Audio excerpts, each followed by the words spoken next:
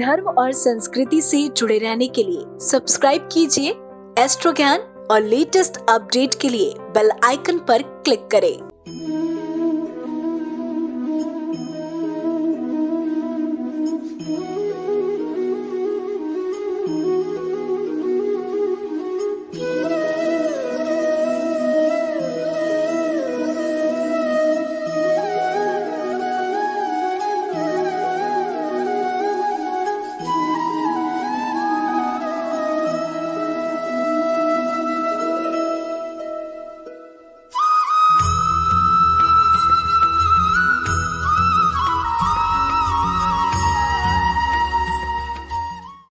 जय महाकाल।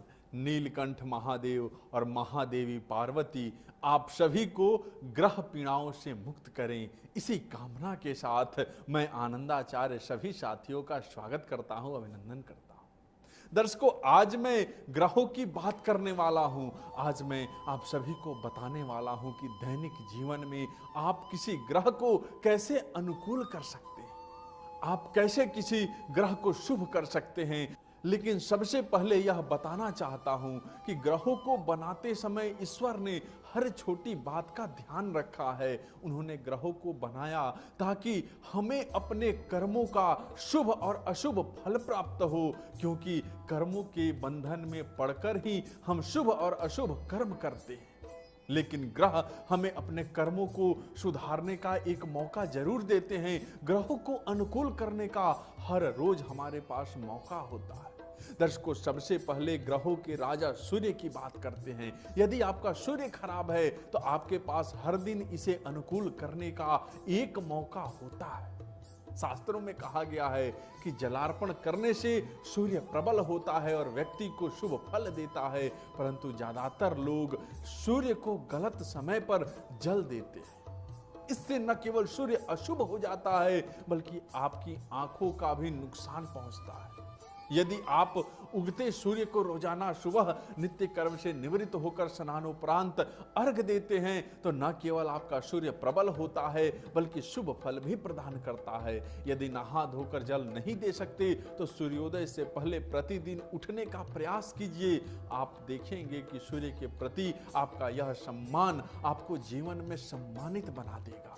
दर्शकों, यदि आपको चंद्रमा के अशुभ होने का आभास हो तो जितना हो सके जल प्रदूषण रोकने का प्रयास करें। जल को व्यर्थ न गंवाएं। चंद्रमा जल का कारक है, इसलिए ऐसा करने पर आप देखेंगे कि कुछ ही समय में आपके जीवन से हाइपरटेंशन, मानसिक तनाव और मानसिक अवसाद जैसे दिक्कतें दूर होने लगेंगी। दर्शकों, यदि आपको ऐसा लगता है मंगल गुस्सा और झगड़े का कारक ग्रह है, जिन लोगों पर मंगल की कृपा रहती है वह अक्सर दूसरों के झगड़े को सुलझाने का काम करते हैं।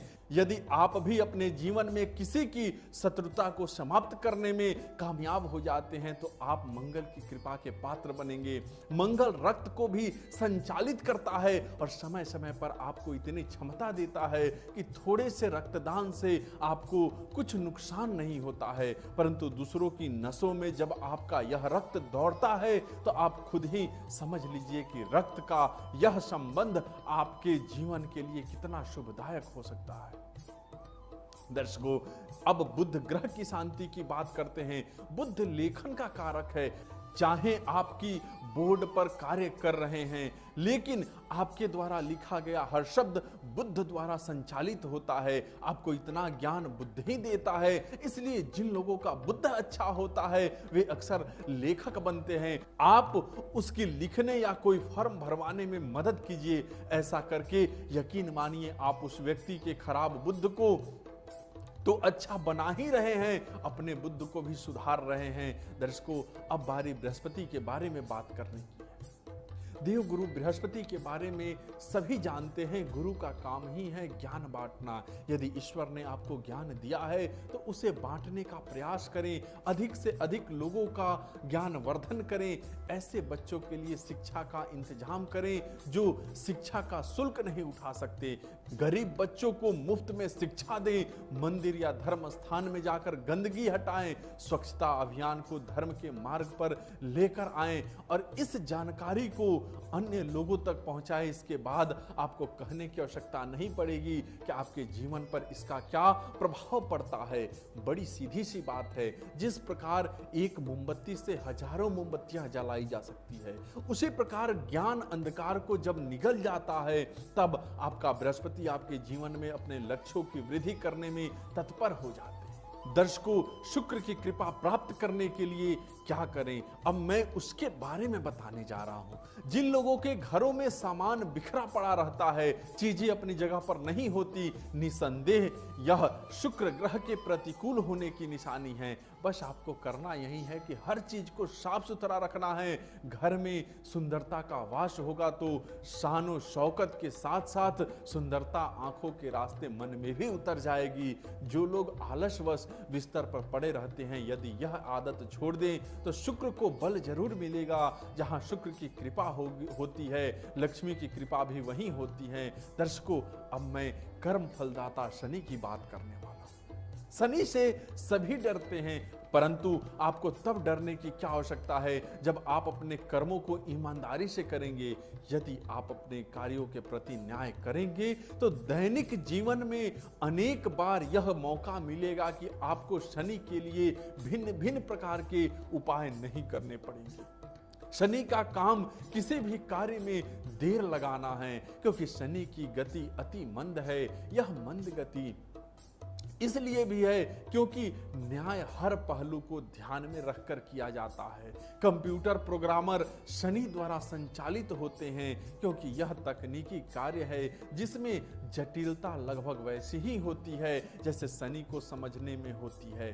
तोल मोल से संबंधित कार्य है तो गलती चाहे मिलावट के रूप में हो या मात्रा के रूप में, अपने कार्य के प्रति न्याय कीजिए।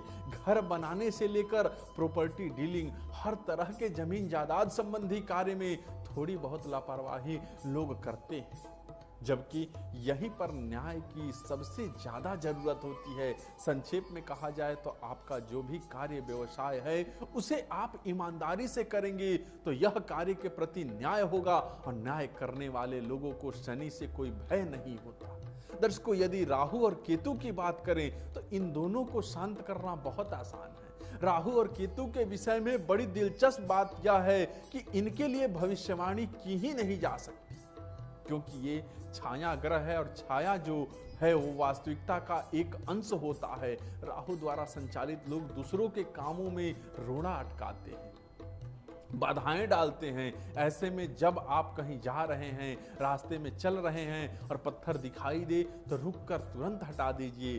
कील या कोई नुकीली चीज दिखाई दे तो किसी वाहन को पंचर कर सकती है, उसे नजरअंदाज नहीं करना है, उसको हटा देना है।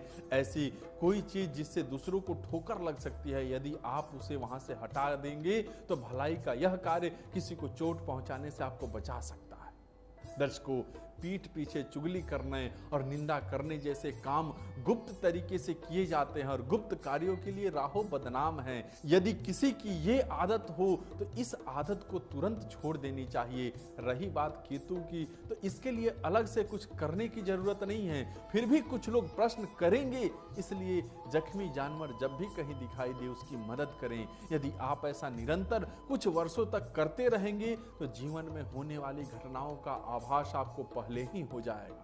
दर्शकों, यह सर्वदा सत्य है कि ग्रहों के लिए हम अपना कीमती समय नष्ट करने के उपाय करने के लिए जाते हैं, लेकिन जो मैंने बताया उन कार्यों को करने के लिए आपको अलग से समय निकालने की जरूरत नहीं है। यह तो दैनिक कृत्य है जिन पर हम कभी ध्यान ही नहीं देते हैं, जबकि इनके बिना किया गया कोई भी उपाय अधूरा है और इन कर्मों को अपनाकर कोई अधिक उपाय करने की आवश्यकता ही नहीं पड़ेगी। इसलिए आज से ही ग्रहों और अपने जीवन को अनुकूल बनाने के लिए ये सभी कार्य करना शुरू कर दीजिए। दर्शकों, आज का यह विषय आप सबको कैसा लगा हमें जरूर बताइए, और साथ ही जो लोग हमसे बात करना चाहते हैं सामने नंबर दिया है, बात कर सकते हैं। आप सबका बहुत बहुत धन्यवाद। जय महाकाल।